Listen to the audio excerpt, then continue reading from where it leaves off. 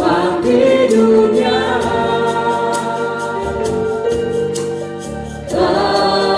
Semuanya indah,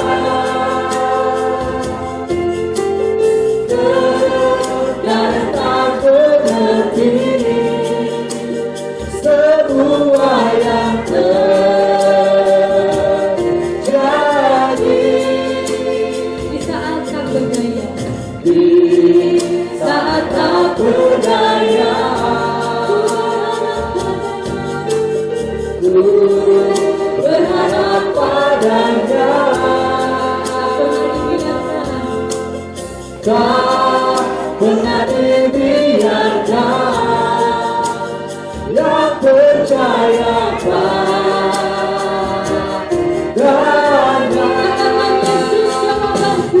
Yesus jawabanku. Yesus jawabanku. Yesus jawabanku. Saat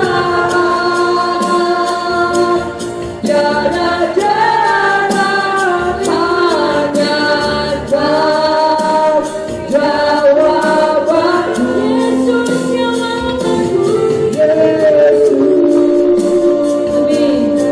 jawabanku. Yesus Amin.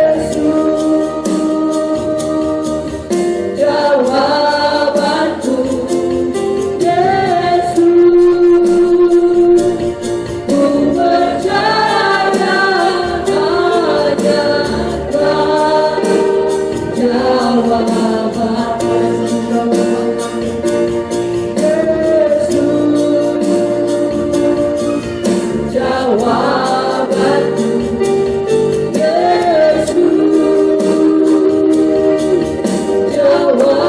jawabanku. Yesus jawabanku. Yesus jawabanku. Tiada jalan, hanya Kau jawabanku. Yesus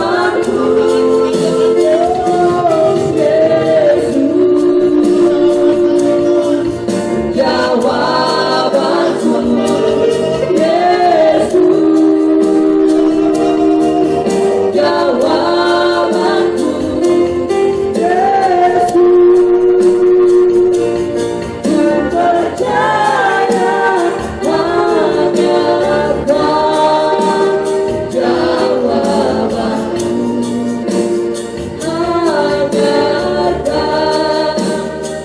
jawabanku. Hanya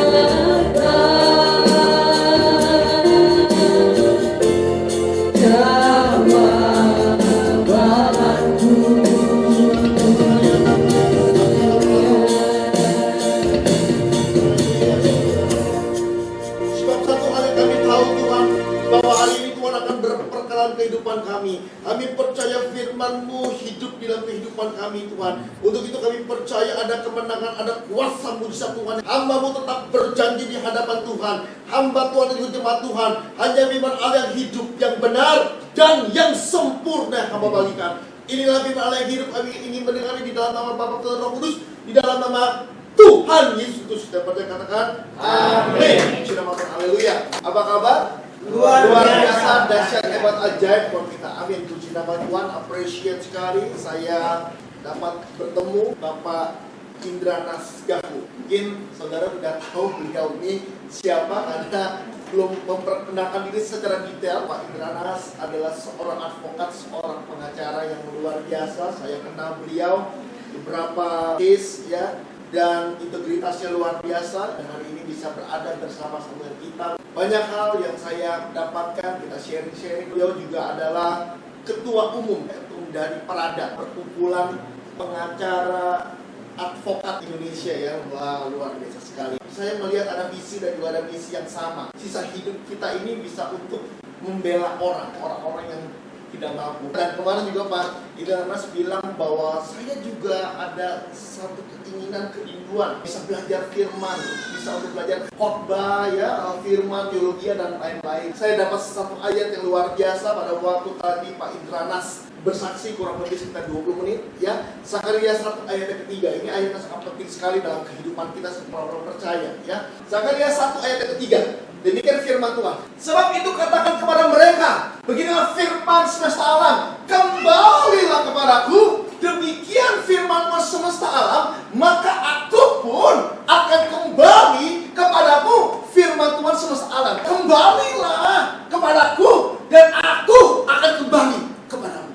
Yang terpenting dalam hidup kita bukan apa yang terjadi di dalam hidup kita, bukan masa lalunya kita, bukan keadaan kita, bukan situasi kita. Tapi firman Tuhan bilang ada situasi, ada kondisi, ada apapun yang terjadi di dalam hidup kita, tapi yang pasti yang harus kita ingat adalah kembali kepada Tuhan. Apapun yang terjadi dalam hidup kita hari ini, jawabannya cuma satu, saya percaya, adalah kembali kepada Tuhan. Pada saat kembali kepada Tuhan, firman Tuhan berjanji, maka aku pun akan kembali kepada memulihkan, membebaskan, melepaskan, memberikan kemenangan dalam Kristus Yesus. Kuncinya adalah satu, kembali hari ini. Banyak orang hari ini udah jalan jauh dari Tuhan. Saatnya hari ini saudara dan saya harus kembali kepada Tuhan. Saat kita kembali kepada Tuhan, di sana letak dan kunci di mana mujizat kesembuhan terjadi secara total dalam hidup kita. Kembali hari ini, apapun juga keadaan kita, situasi kita, kondisi kita adalah hidup kita, kembali kepada Tuhan. Lupakan semua masa lalu kita. Pada waktu kita kembali, ya Allah, Dia berjanji akan sembuhkan kita, bebaskan kita, pulihkan kita, merdekakan kita dari segala apapun juga yang menakutkan dalam dunia ini. Harus kembali. Kita harus ingat bahwa ada Allah yang luar biasa, yang menghidupkan dan yang mematikan. Berarti Dia pegang tangan kita, Dia pegang hidup kita. Kemarin saya berbicara tentang mentalitas, ya, saya akan melanjutkan khotbah saya tentang mentalitas anak Allah. Bagaimana mentalitas menjadi stabilizer yang menstabilkan kehidupan saudara saya. Stabil maksudnya adalah berjalan dan bergerak maju, yaitu moving forward dengan tidak tergoyahkan dan tidak terhentikan. Nah, anak-anak Allah adalah unstoppable dan juga unbreakable. Dia tidak tergoncangkan dan juga tidak terhentikan oleh apapun juga. Maka itu secara iman dia harus stabil. Nah, mentalitas berbicara tentang dua hal besar. Yang pertama adalah pikiran. Yang kedua adalah sudut pandang. Di dalam bahasa Inggrisnya adalah mindset. Jadi kalau saya bisa mengartikan mindset ini adalah paket di dalam pikiran kita. Yang kedua adalah sudut pandang. Bagaimana kita memandang suatu masalah dalam hidup kita, kita tetap stabil, kita tetap kuat. Ini penting. Jadi yang mempengaruhi dua, pikiran. Yang kedua adalah cara kita memandang. Nah, berulang-ulang kali kegagalan banyak orang, kegagalan juga hamba-hamba Tuhan, karena dipengaruhi dengan pikiran-pikiran yang tidak baik dan cara pandang yang keliru. Maka itu, saudara, hari ini saya akan berbicara banyak tentang yang namanya pikiran atau pola pikir atau yang kita sebut sebagai mindset. Minggu-minggu yang akan datang saya akan berbicara tentang sudut pandang atau point of view. Hari ini saya mau berbicara tentang yang namanya mindset. Di dalam mindset ini adalah pemikiran. Jadi gini, pikiran set atau mindset, paket pikiran itu di dalamnya ada pemikiran, bukan pikiran. Maka itu banyak orang yang hari ini dengar firman dia mikir karena dia ada di dalam mindset, ada di dalam paket set. Nah, paket set ini bukan hanya pemikiran saja, tapi di dalamnya juga ada imajinasi, memori, daya hayal, daya cipta, sampai di dalam alam bawah sadar pun mindset ini ada. Nah, kalau kita punya mindset menggantungkan hidup kita sama Tuhan, mau di alam bawah sadar sekalipun juga, pasti kita menang. Daud sama Goliat itu ada tinggi besar, Daud itu kecil. Pada waktu dia berpikir bahwa wow, secara tubuh aja saya udah kalah, belum bertanding, sudah kalah. Kenapa? Pikirannya, mindsetnya. Hari ini kita mau mengubah mental, dipengaruhi sama pemikiran kita. Hati-hati dengan pemikiran kedua. Kita beli handphone, harganya berapa? 1.500.000. Di ujung sana kita tanya lagi, handphonenya berapa? 1,6. Pemikiran kita udah berubah. Bener tuh, toko yang pertama lebih murah. Hati-hati dengan pemikiran kedua. Kadang-kadang kita terjebak dengan pemikiran kedua. Hari ini pikiran kita sudah selaras dengan firman. Jangan sampai pada waktu ada tantangan masalah dalam hidup kita, kita berubah pikiran kita. Oh, ternyata Tuhan nggak ada, Tuhan nggak tolong kita. Padahal yang pertama kita yakin bahwa Tuhan ada dalam hidup saya. Pemikiran kita jadi bercabang lagi. Petrus gagal karena ada pemikiran kedua.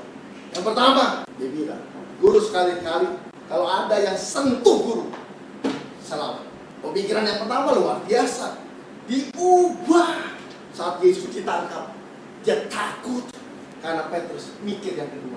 Hari ini kalau kita punya mindset harus selaras dengan firman. Yang pertama, apa kata firman? Lakukan itu semuanya untuk mulia nama Tuhan. Roma 12 ayat kedua demikian firman Tuhan. Janganlah kamu menjadi serupa dengan dunia ini, tetapi berubahlah oleh pembaharuan budimu, sehingga kamu, yaitu saudara dan saya, dapat membedakan mana kehendak Allah, apa yang baik, yang berkenan kepada Allah, dan yang sempurna. Firman Tuhan bilang, janganlah kamu menjadi serupa dengan dunia ini. Berarti banyak orang hari ini yang cetakannya adalah cetakan dunia, yang seperti dunia. Tapi itu firman Tuhan bilang, jangan kamu menjadi serupa dengan dunia ini, tetapi berubahlah oleh pembaharuan budimu. Nah, New Living Translation mengatakan, but let God transform you into a new person by changing the way of you think. Jadi jelas sekali bahwa mentransformasi kita untuk menjadi manusia yang baru, punya identitas yang baru, melalui cara atau pola kita berpikir.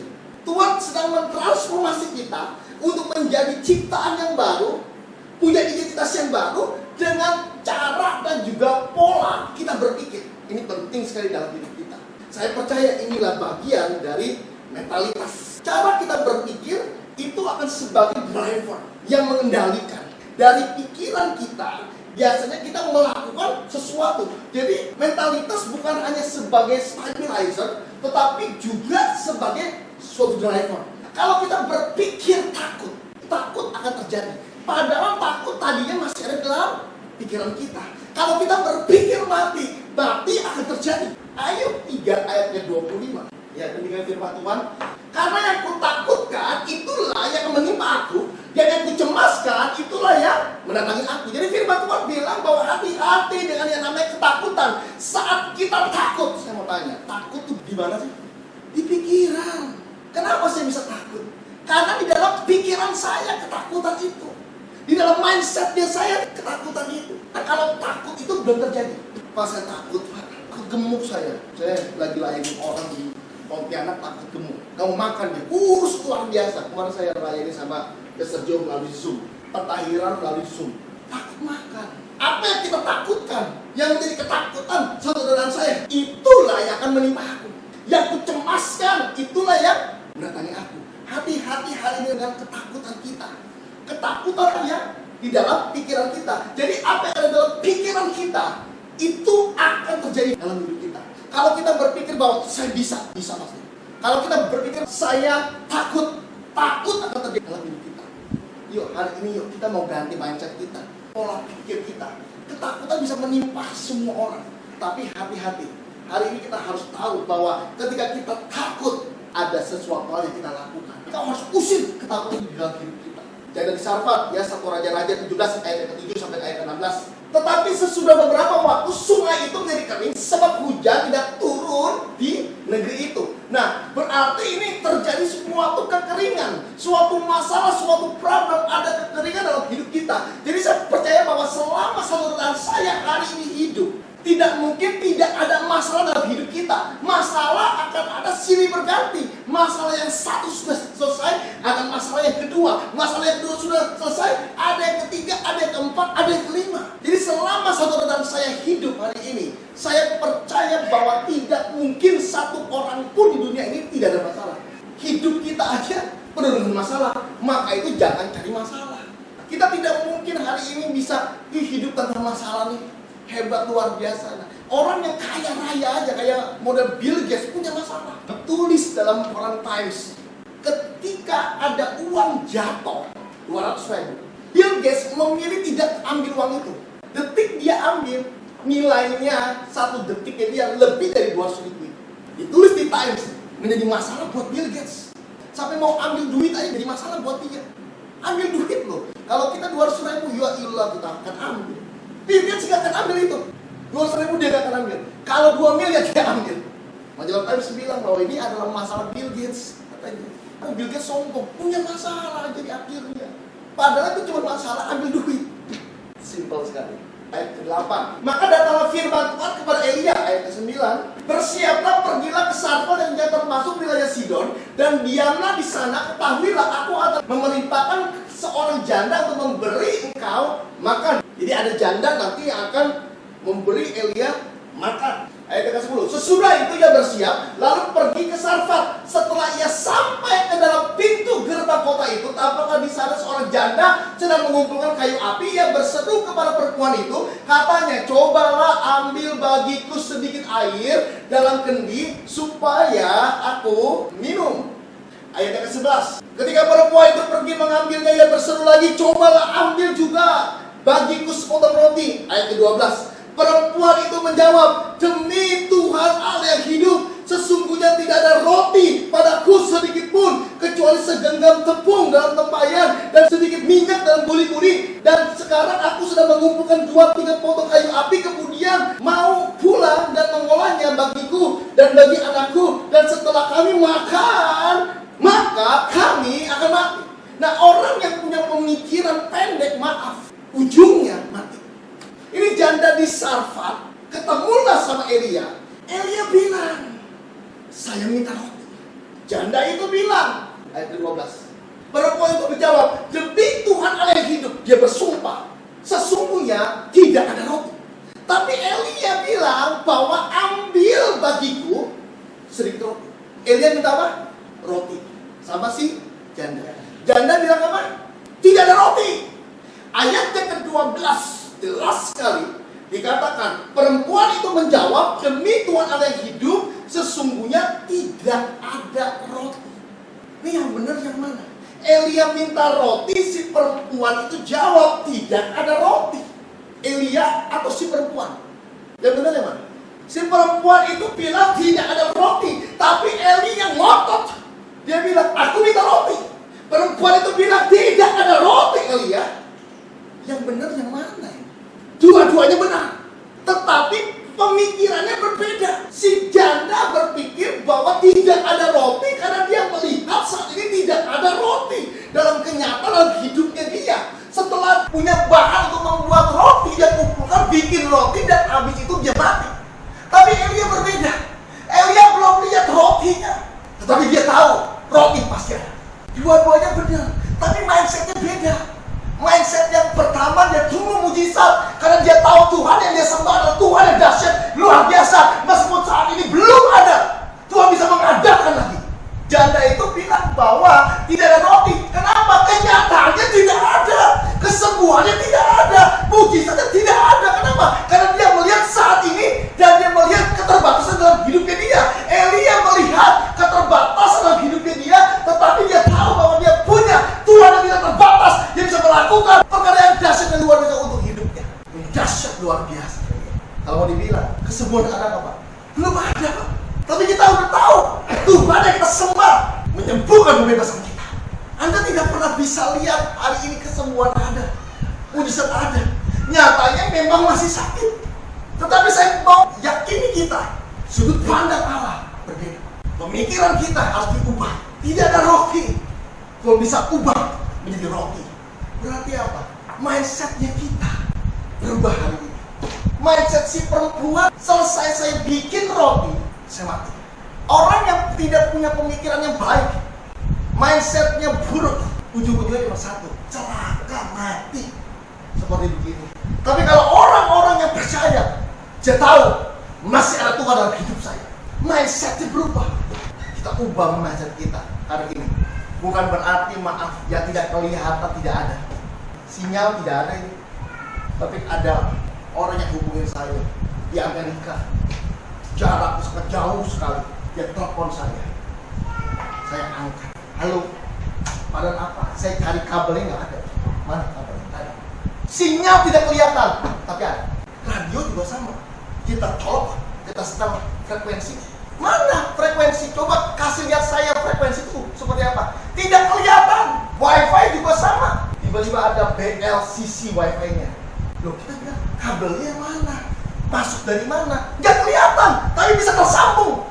Segala sesuatu yang tidak kelihatan bukan berarti tidak ada, tapi menyambungnya butuh iman kita, butuh kepercayaan kita, butuh pemikiran yang benar di dalam Tuhan.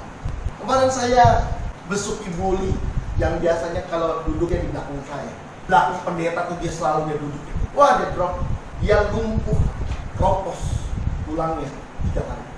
Dia bilang saat itu stres, depresi. Kenapa? Untuk menopang aja dia nggak bisa. Dan dia adalah tipikal orang yang maunya bergerak 3 kali. Habis itu bisa jalan lagi dikit-dikit. Kedua, nggak bisa jalan lagi, bisa jalan lagi. Yang ketiga, benar-benar nggak bisa jalan. Ya akhirnya dia bisa jalan lagi hari ini. Dan dia bisa naik tangga.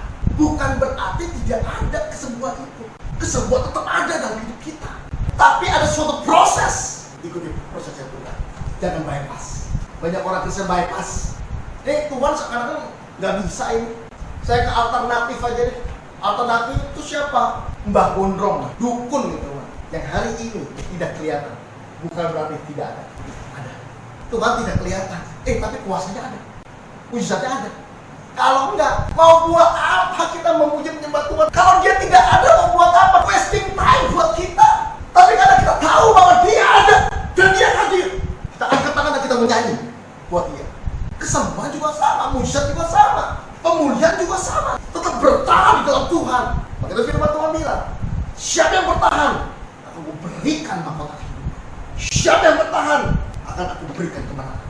Saat Daud melihat Goliat yang sangat besar sekali, kemenangan udah ada. Belum ada, maaf.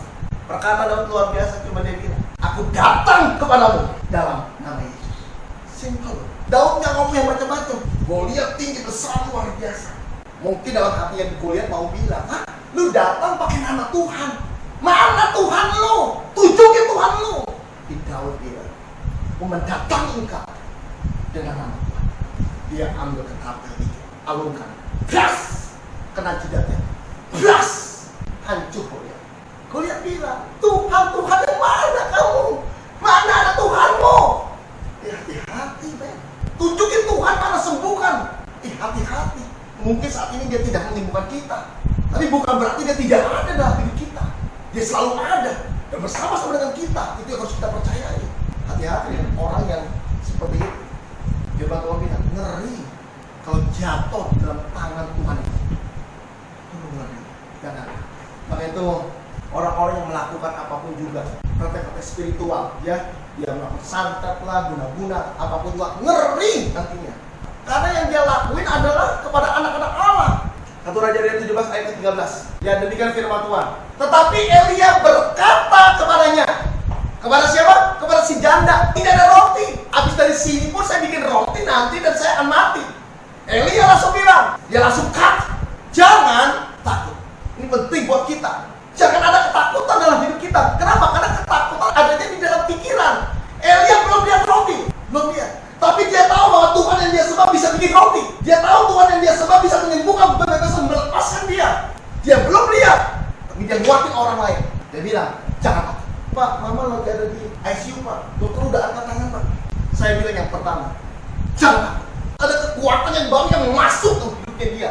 Mindset ini diubah. Oh, jangan pernah takut. Kenapa? Karena Allah yang kita sembah adalah Allah yang hidup, yang bisa mengubah apapun juga menjadi suatu kebaikan dalam hidup kita. Yosafat, 2 Tawarikh 20 ayat yang pertama sampai ayat yang ketiga, dan dikatakan firman Tuhan. Setelah itu Bani Moab dan Bani Amon datang berperang melawan Yosafat bersama-sama dengan pasukan orang Meumim.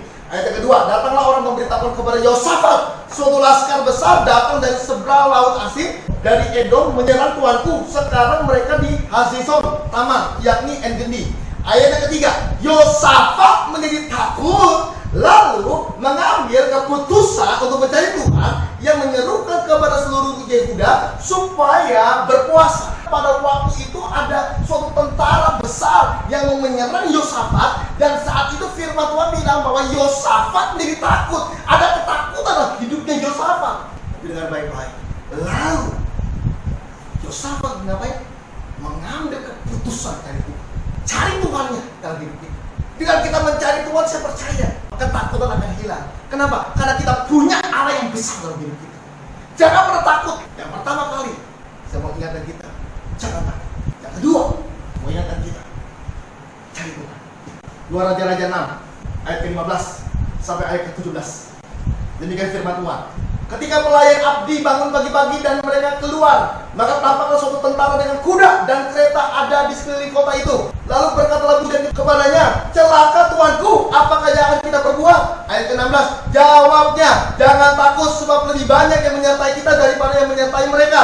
Ayat ke-17, lalu berdoalah Elisa, ya Tuhan, bukalah kiranya matanya supaya ia melihat. Maka Tuhan membuka mata budak itu sehingga ia melihat tampaklah gunung itu penuh dengan kuda dan kereta berapi di sekeliling Elisa. Jadi jelas sekali bahwa ini suatu kisah yang menurut saya adalah kisah yang sangat unik sekali. Elisa dapat kabar dari budaknya bahwa ada suatu tentara besar yang mau menyerang dia. Nah, yang pertama respon, celaka kami Tuhan. Orang kalau tidak punya mindset yang baik, dia akan bilang mau mati gua. Perkataannya seperti itu. Tapi Elia luar biasa. Dia bilang, jangan takut. Yang menyertai kita lebih banyak daripada yang menyertai mereka. Dan belum kelihatan. Kalau waktu dibuka, lihat bahwa ternyata yang menyertai kita lebih banyak. Hari ini kalau kita dibuka sama Tuhan, ternyata ada kesembuhan, ada mujizat, ada kemuliaan di dalam hidup kita. Kita belum dibuka matanya sama Tuhan saja. Kalau kita sudah dibuka, kita bisa melihat kemuliaan Tuhan yang bisa dalam hidup kita. Celaka, apa yang akan kami perbuat? Kita ganti. Puji Tuhan, apa yang bisa Tuhan saya perbuat? Karena Tuhanmu bisa berbuat hal-hal yang hebat, yang luar biasa dalam hidup kita. 1 Samuel 2 ayat yang ke-6 dikatakan di sana, Tuhan mematikan dan menghidupkan.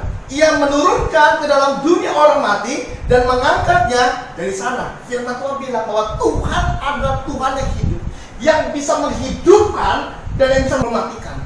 Saudara, maaf, tidak ada segala sesuatu yang kita takutin dalam hidup kita. Kenapa? Karena dia Tuhan yang bisa menghidupkan kita dan juga yang bisa mematikan dalam hidup kita. Keluaran 14 ayat ke-13. Tetapi berkatalah Musa kepada bangsa itu, jangan takut, berdirilah tetap dan lihatlah keselamatan daripada Tuhan yang akan diberikan hari ini kepadamu. Sebab orang Mesir yang kamu lihat hari ini tidak akan kamu lihat lagi untuk selama-lamanya. Ayat ke-14, Tuhan akan berperang untuk kamu dan kamu akan diam saja. Firman Tuhan dengan jelas sekali mengatakan bahwa orang Mesir yang saat ini kamu lihat, Mesir berbicara tentang sakit penyakit, kegagalan, kemiskinan, tentang hal-hal yang buruk dalam hidup kita. Firman Tuhan bilang, orang Mesir yang kali ini kamu lihat, kamu tidak akan pernah bisa lihat lagi. Kenapa? Karena aku sudah berperang untukmu.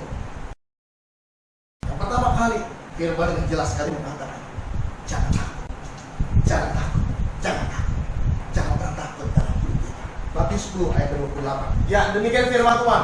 Dan janganlah kamu takut kepada mereka yang dapat membunuh tubuh, tetapi yang tidak berkuasa membunuh jiwa. Takutlah terutama, yang paling utama yang harus kita takuti, firman Tuhan bilang, kepada Dia yang berkuasa membinasakan baik jiwa maupun tubuh di mana? Kita. Maaf, jangan pernah takut terhadap apapun. Mau apapun juga dalam kehidupan kita, problem, masalah, tantangan, ancaman dalam hidup kita, jangan pernah takut. Karena firman Tuhan bilang, aku yang berkuasa. Tetap kita punya Allah yang berkuasa. Untuk apa? Membinasakan baik jiwa maupun tubuh. Dan firman Tuhan bilang, aku adalah Allah yang menghidupkan dan yang mematikan. Jangan takut. Hari ini terus maju, moving forward, bergerak maju. Dan jangan pernah kita untuk melihat di belakang kita. Hari ini lihat, Tuhan akan berperang atas kamu. Dan kamu, firman Tuhan bilang, diam aja. Kenapa? Karena Tuhan take off semuanya dengan baik. Amin. Jangan pernah takut hari ini. Yuk, mental kita harus kita ubah. Pemikiran kita harus kita ubah. Kita masih punya Allah yang besar, Allah yang mulia, Allah yang hidup. Selama saudara dan saya hari ini masih bernafas, saya mau katakan, masih ada harapan buat Tuhan. Saudara dan saya adalah orang unbreakable, yang tidak tergoyangkan dan juga unstoppable. yang tidak bisa terhentikan oleh apapun juga. Kita ini harus tahu bahwa kita dipersiapkan sama Tuhan untuk menjadi anak Allah. Ada mental yang kuat luar biasa, tidak tergoyahkan oleh apapun juga, unstoppable, tidak bisa dihentikan oleh apapun juga. Mau badai, masalah, mau apapun juga dalam hidup kita, terus maju dalam Tuhan. Dan Tuhan bilang, aku akan berperang, kamu diam saja. Gantungkan hari ini hidup kita bersama-sama dengan Tuhan. Tuhan semua berkati.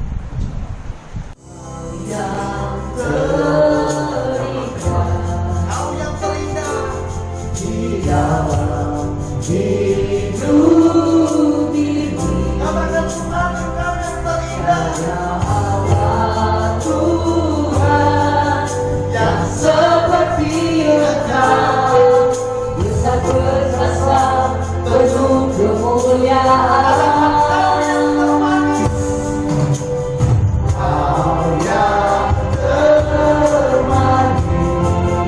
Yesus yang terindah, di dalam hidup ini. kami cinta Tuhan. Puji Kau.